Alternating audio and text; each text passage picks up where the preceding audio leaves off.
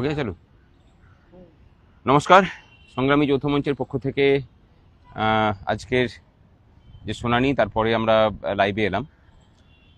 আজকে শুনানিটা আমাদের পক্ষ থেকেই আমাদের আইনজীবী রেখে মানে ইউনিটি ফোরামের যিনি আইনজীবী ছিলেন করুণানন্দীজি তিনি রাখলেন। তারপরে কনফেডারেশনের আইনজীবী তিনি বক্তব্য রাখার পরে সরকার পক্ষ তাদের রিপ্লাই দেওয়াতে সেখানে বেশ কিছু নতুন ফ্যাক্ট তুলে নিয়ে এসছে, যে ফ্যাক্টগুলোর আদৌ কোনো অস্তিত্ব নেই। তারা তামিলনাড়ু সরকারের সাথে প্যারিটি রেখে নাকি চেন্নাই ইউথ হোস্টেলের কর্মচারীদেরকে দিয়ে দেওয়ার কথা বলেছেন, অথচ বাস্তবে দেখা যাচ্ছে যে তামিলনাড়ু সরকার এআইসিপিআই থেকে বেশি দিয়ে দিত তখন সেই সময়টাতে, যে সময়টার কথা হচ্ছে, যে পিরিয়ড কালটার কথা হচ্ছে, তার তথ্য আমাদের কাছে আছে। এবং তাছাড়া বিভিন্ন ধরনের মিথ্যাচার তারা করেছেন এবং বিভিন্নভাবে গুলিয়ে দেওয়ার চেষ্টা করেছেন। অনেকে হয়তো মনে করছেন যে তার দ্বারা প্রভাবিত হবেন এবং হয়তো মামলা ঘুরে যাবে। আপনারা নিশ্চিন্ত থাকুন, আমাদের পক্ষ থেকে মানে সমস্ত সবাই মিলে চেষ্টা করে যে কাউন্সিল দেওয়া হয়েছে আমাদের পক্ষ থেকে, নিশ্চিন্ত থাকুন যে এই মামলায় আমাদের জয় হবে। আজকেও সরকার চেষ্টা করেছে সময় নিয়ে যাতে করে সময় অতিবাহিত করে আমাদেরকে এক্সস্ট করে দেওয়া যায়, যাতে করে আমাদের ফান্ড না থাকে এবং আলটিমেটলি আমরা ভালো লয়ারকে দাঁড় করাতে না পারি। আশা করি যে সেটাও সফল হওয়ার নয়। যে আর্গুমেন্টগুলো তারা আজকে তুলে নিয়ে এসছে সেই আর্গুমেন্ট তারা কোথাও করেননি। আপনারা দেখেছেন যে জাজ সে কথাটা বলেওছেন যে এতদিন এই আর্গুমেন্ট করলেন, এখন তুলে নিয়ে আসছেন কেন। অর্থাৎ কোর্টকে প্রতিবার গুলিয়ে দেওয়ার যে প্রচেষ্টা, সেই প্রচেষ্টা আজকেও জারি ছিল। এর আগেও আমরা সেটা দেখেছি, সেগুলোকে সব খণ্ডন করা হয়েছে। নিশ্চিত থাকুন, যেদিন শুনানি হবে আগামী মঙ্গলবার দিন 2টো থেকে শুনানির ডেট ফিক্সড হয়েছে। সেদিন শুনানি হলে আমাদের পক্ষ থেকে তার সমুচিত একদম আইনগত জবাব দিয়ে সেগুলোকে খণ্ডন করা হবে।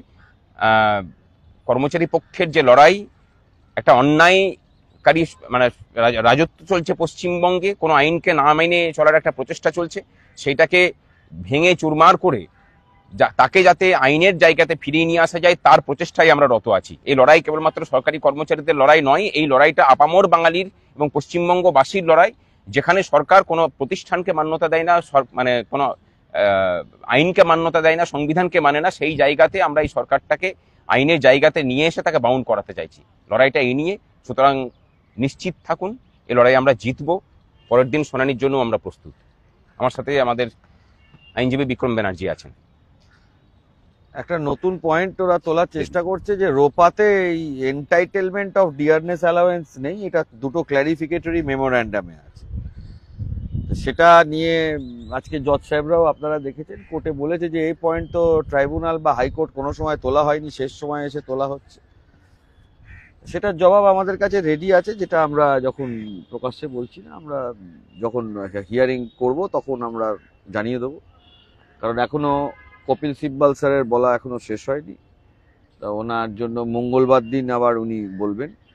আর যেটা নতুন অন্য বেঞ্চ আছে বলে জজ সাহেবরা ছেড়ে দিয়েছেন, মঙ্গলবার দিন উনি বলার পরে আমাদের রিটেন নোটস অফ সাবমিশনে আমরা যেটা বলার আমরা সেটা জমা দেবো, প্লাস আমরা কোর্টের কাছে যেটা ক্ল্যারিফিকেশন দেওয়ার দেবো। কারণ আমার যেটা দেখে মনে হয়েছে সরকারের, আমি আবারও বলছি প্রথম থেকেই যেটা আমি স্টিক এই লাইনে ছিলাম, যে সরকারের ডিলেটরি ট্যাকটিস যেটা, সেই ডিলেটরি ট্যাকটিস ছাড়া সরকারের আর কিছু করার নেই। কখনো সরকার এটা মনে করছে যে আমরা টাইম নিয়ে ডিলে করব, কখনো এখন যে ট্যাকটিসটা নিয়েছে সেটা সরকারি ট্যাকটিস, অবশ্যই সেটা সরকারের ইনস্ট্রাকশনে হচ্ছে। সেটা হচ্ছিল যত পারবো আর্গুমেন্টটাকে বড় করে যাব, নতুন নতুন নতুন নতুন পয়েন্ট তুলতে থাকবো, যতটা ডিলে করা যায় এই চেষ্টা সরকার করছে। আমরা সেটা যখন আমাদের আবার টার্ন আসবে তখন ডেফিনেটলি আমরা সেটা বা কোর্টকে জানাবো, এবং সেটা যেটা জবাব দেওয়ার আমাদের তরফ থেকে সেটা জবাব দেওয়া হবে। এই ডিলেটরি ট্যাকটিসটার এটা কারণ হচ্ছিল যতটা পরিমাণ গুলিয়ে দেওয়া যায় বা যতটা পরিমাণ এটাকে চেঞ্জ করে অন্য কিছু একটা চেষ্টা করা যায়, তো সেটাতে আমার মনে হয় না খুব একটা লাভ করতে পারবে বলে সরকার। জজ সাহেবরা সময় দিয়ে মামলাটা শুনেছেন, যথেষ্ট সময় দিয়েছেন। এর জন্য আমি সুপ্রিম কোর্টকে, আমাদের খুবই ভালো লাগছে সুপ্রিম কোর্টে যে এত সময় দিয়ে সুপ্রিম কোর্ট মামলা শুনবেন। আগামী মঙ্গলবার দিন মামলা হলে তার জবাব আমরাও দেবো। কপিল সিব্বল স্যার কি বলেন দেখি।